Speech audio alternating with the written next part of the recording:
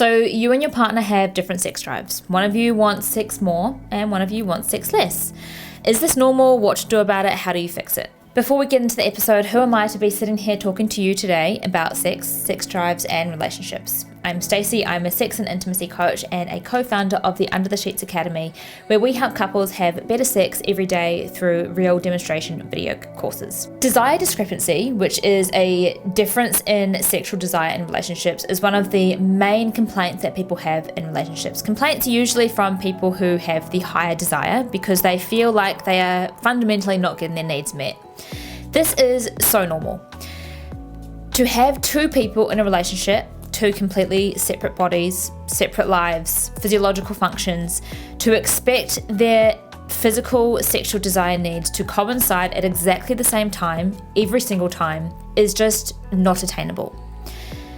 Generally, what happens is one person feels they have a higher sexual desire, so they will try or they will initiate with the low sexual desire person. They will reject, they'll say no, they feel guilt for always saying no or for rejecting their partner, and that can often make them withdraw.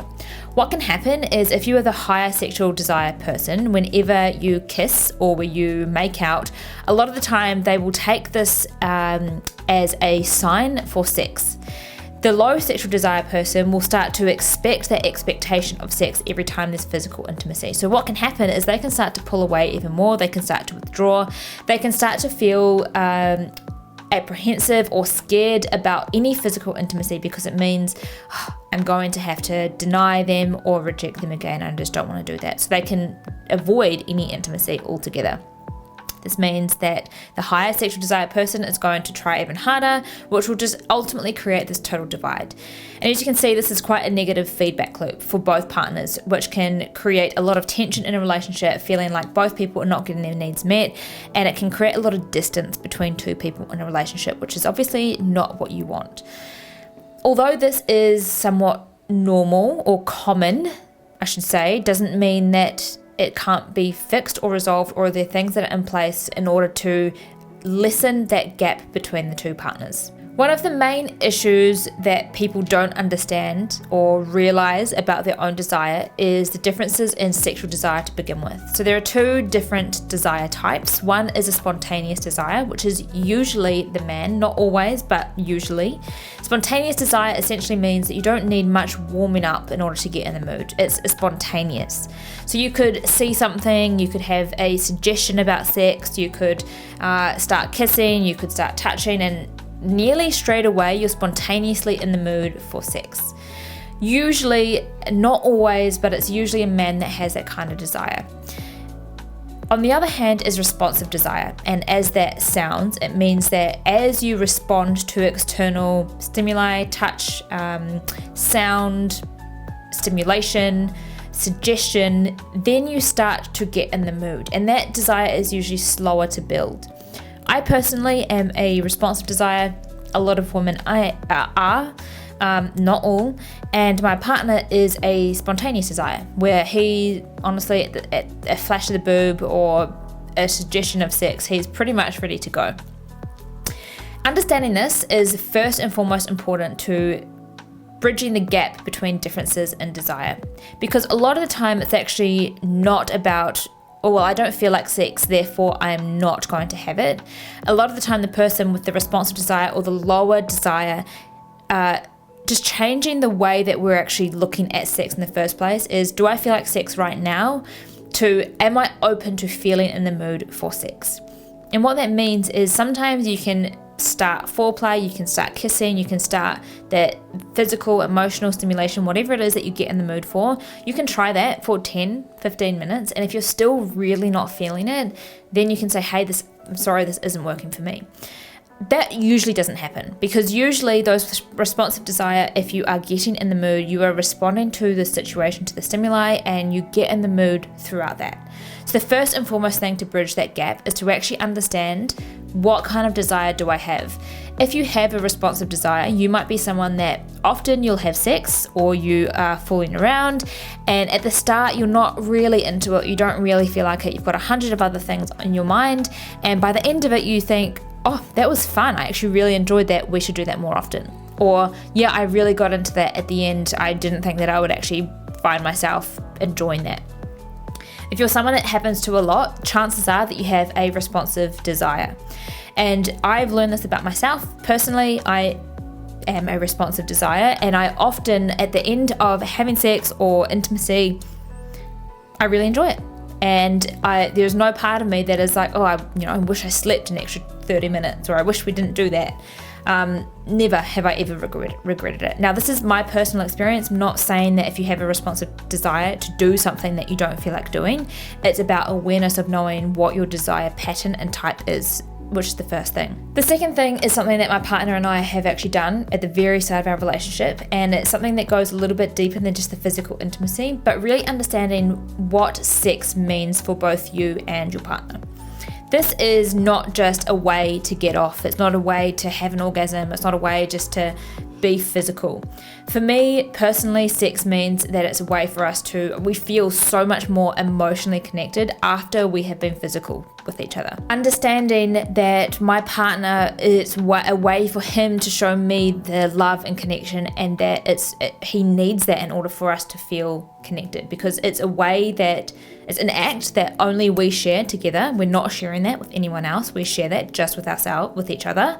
And that is in itself quite sacred and quite special. So understanding that for him, which means that at the time of opportunity for sex to happen, even if I don't feel like it right now, I know that it's what it's going to provide to my partner, as well as I know what I'm going to get from it as well. It's not just about giving him what he needs. It's also about knowing that at the end of having that, I'm also going to feel all of these things. So talking about with your partner, what does sex mean to you? What do you get from sex? So that there's more positive association with it as well. And knowing that if I'm going to have it, I'm also getting all of these other benefits as well.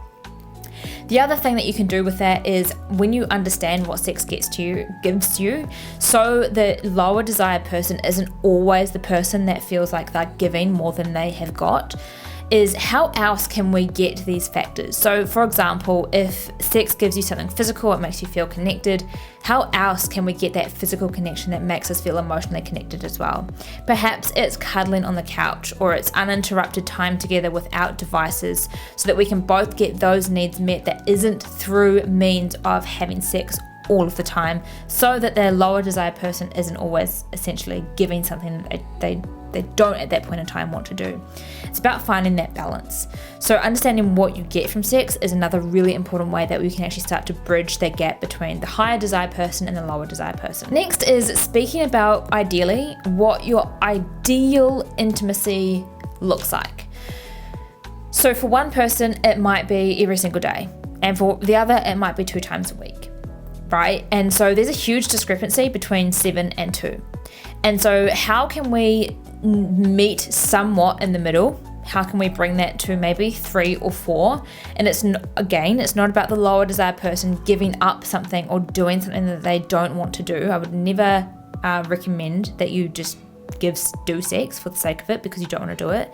But when you do this and you think about this and you speak about it, you're also remembering, I know what I get from sex. I know that I'm also going to benefit from this as well.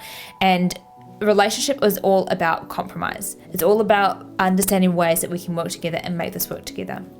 You can also bring things in like mutual playtime or mutual masturbation, which means that it's less of the physical effort.